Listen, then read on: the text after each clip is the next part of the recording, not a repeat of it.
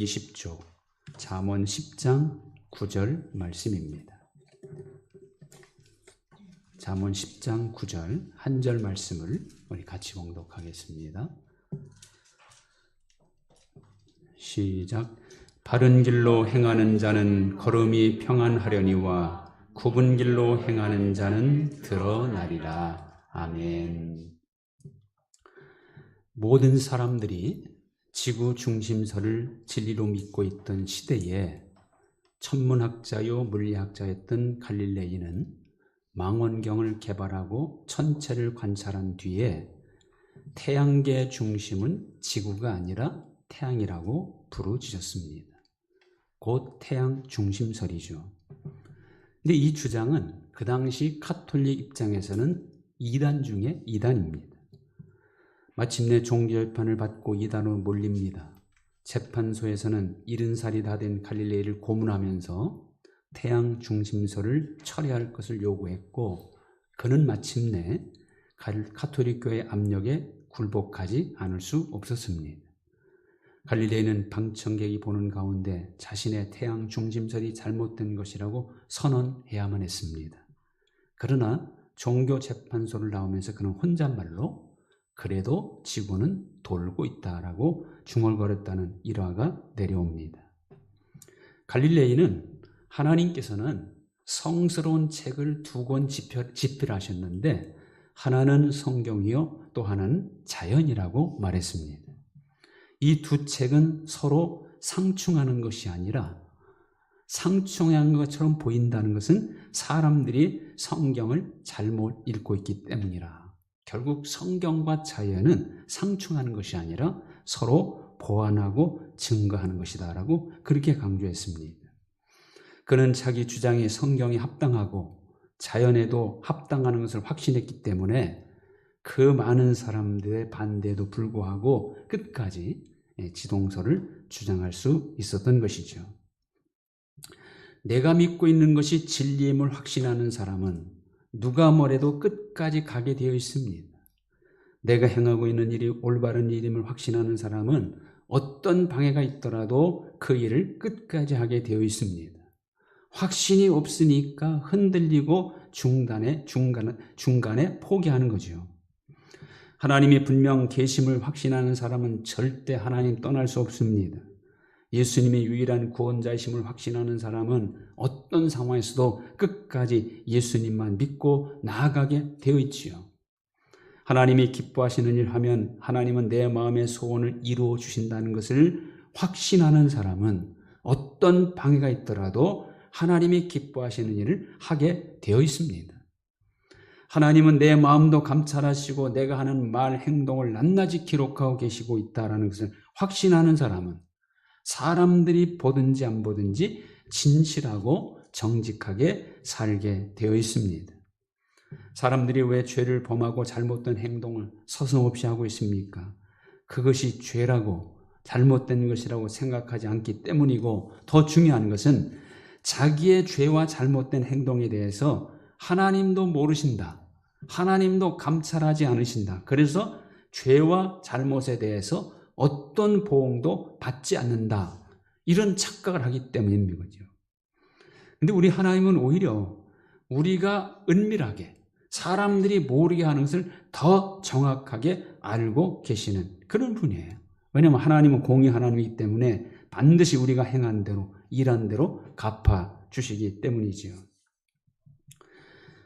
조지 기싱의 우화집에 나오는 이야기 가운데 태초에 하나님이 천지 만물을 창조하신 후 많은 동물들이 하나님을 찾아와서 부탁했는데 그 중에 양이 이런 부탁을 했답니다. 하나님, 다른 짐승들은 저를 얕잡아보고 못 살게 굴어 견딜 수가 없습니다. 저의 이 고통을 좀 덜어주십시오.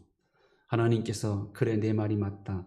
내가 너를 너무 곱게만 빚었구나. 그렇다면 너의 이를 옥리로 하고 네 발톱을 갈퀴 발톱으로 바꿔줄까 하니까 양이 아닙니다. 저는 육식하는 맹수들과 같이는 되고 싶지 않습니다. 저는 지금처럼 풀을 뜯어먹고 사는 것이 좋습니다. 그러면 너의 입속에 독을 넣어줄까? 아이고 그건 더 싫습니다. 뱀처럼 미움받고 살기는 싫거든요. 그렇다면 내 이마에 뿔을 달아주면 어떨까? 그것도 싫습니다. 뿌리는 염소는 걸핏하면 뿔로 받으려 하거든요. 하나님 말씀하시기를 참 딱하구나. 너를 해치려 하는 자를 막자면 너 자신이 그들을 해칠 수 있어야 하는데. 그래서 양은 한숨을 쉬면서 쓸쓸히 이렇게 말했답니다. 하나님, 저를 그냥 이대로 놔두십시오. 누구를 해친 능력을 가지면 해치고 싶은 욕망이 일어날까 두렵습니다. 옳지 않는 일을 하기보다는 옳지 않는 일을 당하고 사는 편이 차라리 나을 것 같습니다. 이렇게 말하는 양을 본 하나님은 어느 누구에게도 비교할 수 없는 큰 축복을 양에게 내렸다는 겁니다. 착한 양아, 너는 힘이 없어도 땅에서 대우를 받고 살게 될 것이다. 너의 이름은 어진 사람들의 상징이 될 것이고 어느 힘센 짐승보다도 자자손손 번성할 것이다.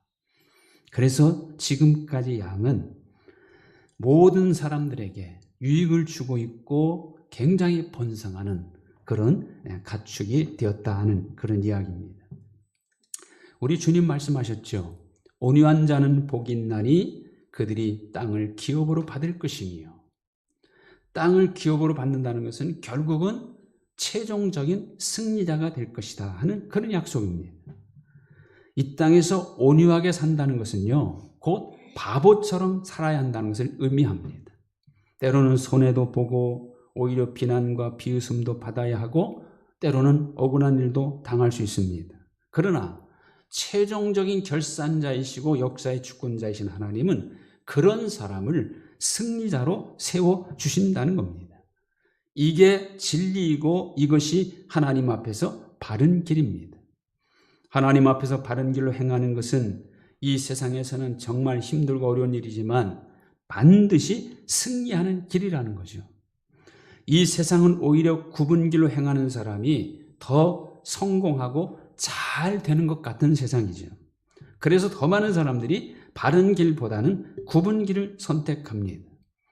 다른 사람 위해 절대 자기 것을 손해보지 않으려 합니다. 자기 것에 대해 아주 작은 손해보는 것을 절대로 참지 못합니다.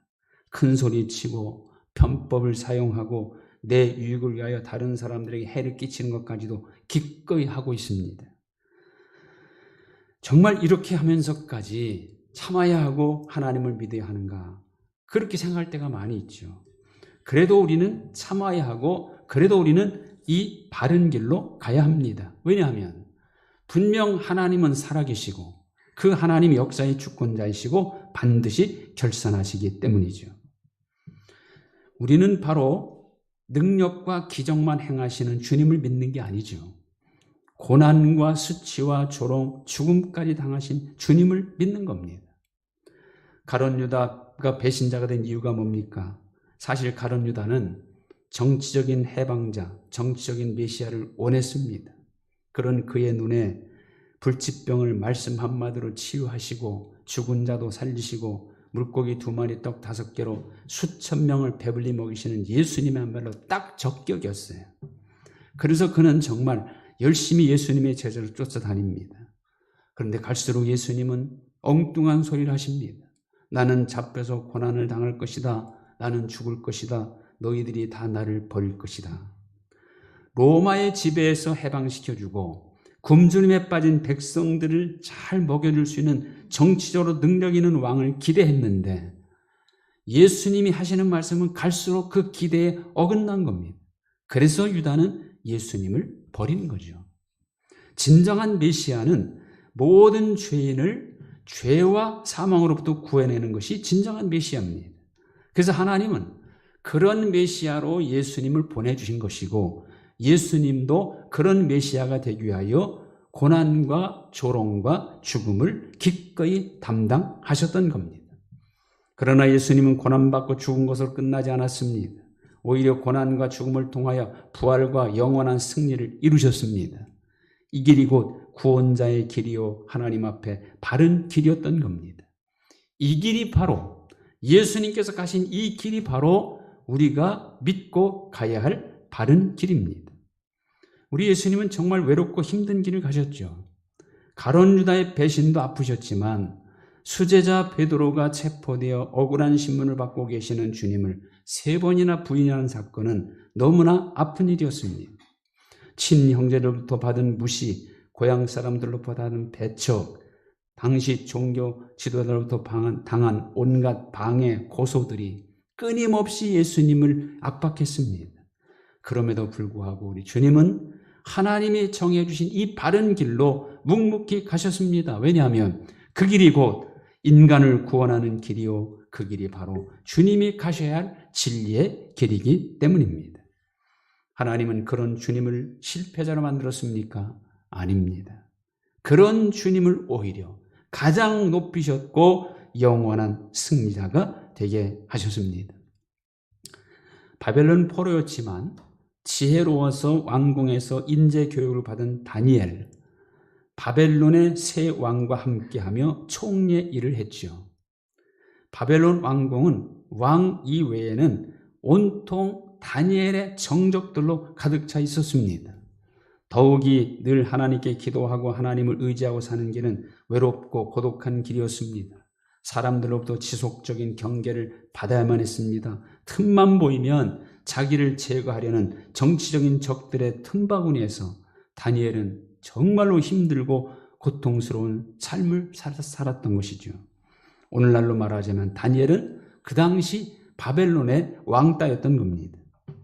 다른 총리들과 고관들이 국사에 대하여 다니엘을 고발할 근거를 찾으려고 애를 쓴 것을 보면 다니엘 편이 되어준 사람은 하나도 없었던 것 같습니다. 그럼에도 다니엘은 자기에게 맡겨진 일을 책임있게 감당하죠. 얼마나 철저하게 했으면 아무리 털고 털어도 먼지 하나 나오지 않았던 겁니다. 성경은 그가 충성되어 아무 그릇됨도 없고 아무 허물도 없음이었더라라고 기록하고 있어요. 그러자 그들은 이제 다니엘의 신앙을 걸어 제거하려고 합니다.